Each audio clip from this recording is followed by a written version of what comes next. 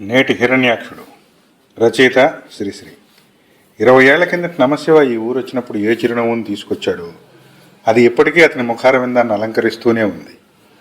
కొంతమంది చిరునవ్వును అంటించుకుని తిరుగుతారు. వాళ్ళ మొగం చూసి చూడగానే అది తెచ్చిపెట్టుకున్న నవ్వని తెలిసిపోతుంది. కొంతమంది అవసరం పడినప్పుడు దరహాసం ధరిస్తారు. అదీ కృత్రిమమే అని మనం ఆయాసం లేకుండా గ్రహించేస్తాం. నమశివాయ చిరునవ్వు మాత్రం కర్ణుడి కవచకుండలాగా అతనిలో సహజంగానే పుట్టుకొచ్చింది.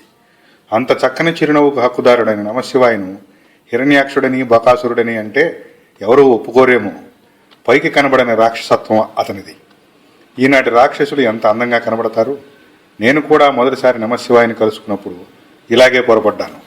గాలం వేసినట్టు నా మీద తన చిరునవ్వును ప్రయోగించాడు. నమశివాయ ఈ కాలపు బీల్జిబబ్ అని తెలుసుకోవడానికి నాకెంతోసేపు పట్టలేదు. నమశివాయ దొంగ, పచ్చి దొంగ, గజకర్ణ గోకర్ణ విద్యలన్నీ తెలిసినవాడు. వాటికి కావలసిన మెరుగులన్నీ ఇచ్చి తన దొంగతనాన్ని ఒక లలిత కళగా అభివృద్ధి చేశాడు. కానీ ఈ దొంగకి శిక్ష లేదు. అసలు నమశివాయ చేస్తున్నది దొంగతనం అని గుర్తించడమే కష్టం. దొంగతనం చేయవలసిన అవసరం ఏముంది అతనికి? బోలెడంత ఆస్తి ఉన్నవాడు, 20 ఏళ్లుగా వ్యాపారం చేసి ఆ ఆస్తిని మరింత అధికం చేశాడు. 10 మందిని తన కింద ఎప్పుడూ పోషిస్తున్నవాడు. ఒక్కడూ పట్టుమని 1 ఏడాది పాటైనా తన దగ్గర పని చేయకపోతేనేం గాక ఎవరిని తన నోటితో తాను పొమ్మనలేదు. వాళ్ళంతా వాళ్లుగా పోతే ఉండమని ప్రాధేయపడను లేదు. నమశివాయ ఎంత పెద్ద మనిషి తరహాగా కనబడతాడు. ఊళ్ళో అతనికి ఎంత పలుకుబడి ఉంది. అతను ఆ దొంగ. నమశివాయ దొంగతనం చేస్తాడంటే అలా అన్నవాడిని అంతా తిడతారు. నన్ను తిడితే తిట్టండి, కానీ నమశివాయ దొంగ అనడం మానలేను. అయితే పోలీసుల నోటీసులోకి వచ్చే దొంగతనం కాదతనిది. కోర్టులో ఫిర్యాదు చేస్తే రుజువు లేదు పొమ్మంటారు. చోరీ సరుకు నమశివాయ తన దగ్గర అట్టి పెట్టుకోగలిగినది కాదు, ఇంకొకళ్ళ దగ్గర దాచిపెట్టగలిగినది కాదు. నమశివాయ ఇతరుల మనశ్శాంతిని అపహరిస్తూ ఉంటాడు. చెప్పాను కాదు, ఈ దొంగతనానికి హైకోర్టుకు వెళ్ళినా శిక్ష లేదు. 10-15 ఏళ్ల నుంచి నమశివాయని బాగా ఎరుగుదును నేను. ఎవరి మనశ్శాంతినైనా ఇట్లే చిత్రంగా లాగేయగలడు అతను. ఇతరుల మనశ్శాంతిని తస్కరించి ఏం చేసుకుంటాడు అతను? ఈ ప్రశ్నకి జవాబు చెప్పగలగడం కష్టమే. నిజానికి అది తనకెందుకు ఉపయోగపడదు. ఇంకొకటికి మనశ్శాంతి లేకుండా చేయడం వల్ల నమశివాయికి లభించే లాభం రూపాయణా పైసల్లో లెక్కించదగ్గది కాదు. ఎదుటివాడి మనశ్శాంతిని తొలగించగలగడమే ఒక ప్రజ్ఞ. దాన్ని కోల్పోయిన వాడు చిత్రహింస పడుతూ ఉంటే నమశివాయికి ఒకానొక అమేయమైన ఆధ్యాత్మిక ఆనందం కలుగుతుంది. తూరికను పట్టుకుని ఒక కాలు లాగి ఓ రెక్క విరిచి చిన్నపిల్లాడు చెప్పరాని సంతోషం పొందుతాడు. అది కేవలం చిన్నత ప్రసారత. నమశివాయి దీనిని అత్యున్నత శిఖరాలకు తీసుకుపోయాడు. మానసిక వీధుల్లో సాగించే దండయాత్ర అతనిది. ఎంత గుండె నిబ్బరం కలవారైనా నమశివాయ ధాటికి తట్టుకోలేరు. విధేయంగా తమ మనశ్శాంతిని అతనికి సమర్పించుకుని తిరోగమించవలసిందే. ఎక్స్రే వేసి వైద్యుడు దుష్టాంగాన్ని పోల్చుకుంటాడు. క్లోరోఫామ్ ఇచ్చి నొప్పి లేకుండా శస్త్రవైద్యం చేస్తాడు. నమశివాయిది ఎక్స్రే చూపు. ఎదుటివాడి మనస్తత్వాన్ని ఇట్లే చదివేస్తుందా చూపు. వాడి మీద క్లోరోఫామ్ లాగా పనిచేస్తుంది. నమశివాయి చిరునవ్వు మనశ్శాంతిని లాక్కుంటున్నప్పుడు రోగికి ఏమాత్రం నొప్పి అనిపించదు. తరువాత యావజ్జీవితం తహతహలాడిపోతాడు పాపం ఆ అనాథ ప్రాణి. అది గర్వం అనుకోండి, మరేదైనా అనుకోండి, కానీ నేనొక్కడనే నమశివాయితో నెగ్గుకొస్తున్నాను. ఎన్నోసార్లు నమశివాయి నా మీద రకరకాల అస్త్రాలు ప్రయోగించి చూశాడు. కోల్పోవడానికి నాకు అసలు మనశ్శాంతి అనేదే లేదు. ఆ సంగతి నమశివాయికి తెలియకపోవడమే నా తురుఫాసు. ఎన్నోసార్లు నన్ను అతడు తన చక్రబంధంలోని గీడ్వాలను చూశాడు. నేను అంగీకరించినట్టే కనబడేవాణ్ణి. నన్ను చాలా ఆప్యాయంగా పలకరించి ఏవేవో ప్రతిపాదనలు చేస్తాడు. అన్నిటికీ నేను అవునని తల ఊపుతాను. ఆ ప్రతిపాదనలు అమలు చేయడం అనేది ఉండదని మా ఇద్దరికీ తెలుసును. కానీ చర్చించేటప్పుడు మాత్రం ఒక చిన్న విషయాన్ని కూడా మర్చిపోకుండా ప్రణాళికలు వేస్తూ ఉంటాం.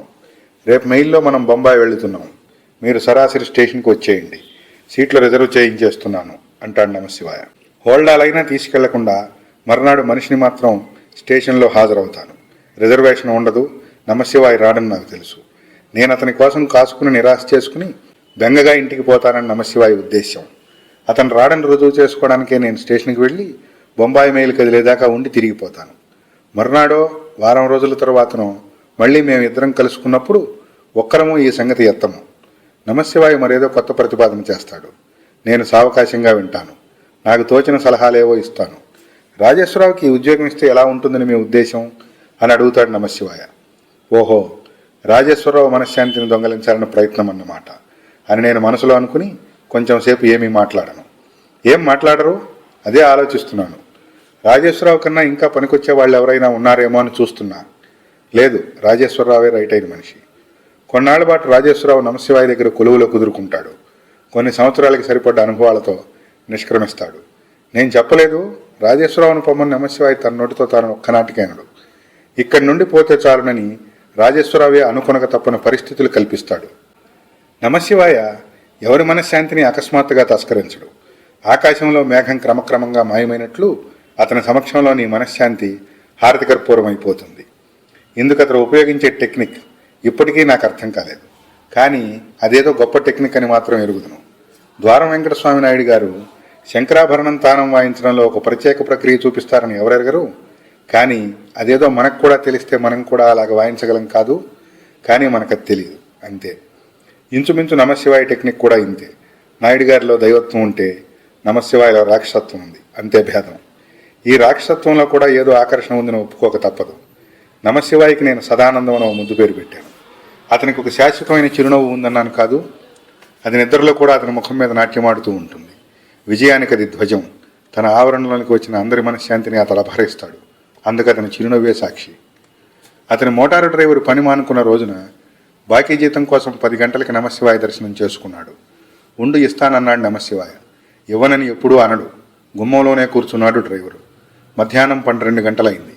నమశివాయ రెండోసారి బయటకు వచ్చి రిస్ట్ వాచి చూచుకుంటూ అరగంటలో వచ్చేస్తాను, ఇక్కడే ఉండు అని కారు నడుపుకుంటూ వెళ్ళిపోయాడు. డ్రైవర్ భోజనం చేయలేదని నమశివాయకి తెలుసు. ఈ రూపాయి తీసుకుని ఎక్కడైనా భోజనం చేసిరా అని నమశివాయ బుద్ధిపూర్వకంగానే అనలేదు. అరగంటలో వచ్చేస్తానన్న నమశివాయ ఆ రోజంతా ఇంటికి రాలేదు. విసిగి వేసారి ఉసూరుమంటూ వెళ్ళిపోయాడు డ్రైవరు. మరునాడు నమశివాయ తోటమాలిని అడిగి కనుక్కున్నాడు డ్రైవర్ ఎంతసేపు కాసు కూర్చున్నాడని. అంతసేపు బాధ పెట్టగలిగానని ఆనందం నమశివాయికి. ఎవరి అంతస్తుకు తగిన ఫాయాలో నిలబడి వాళ్ళని చిత్తు చేయగలడు నమశివాయ. తనతో సంభాషణ ఒక అనుభవం. అలాగ మాట్లాడుతూనే ఉంటాడు. నీ చెవులు రెండు అతని జేబులోకి పోతాయి.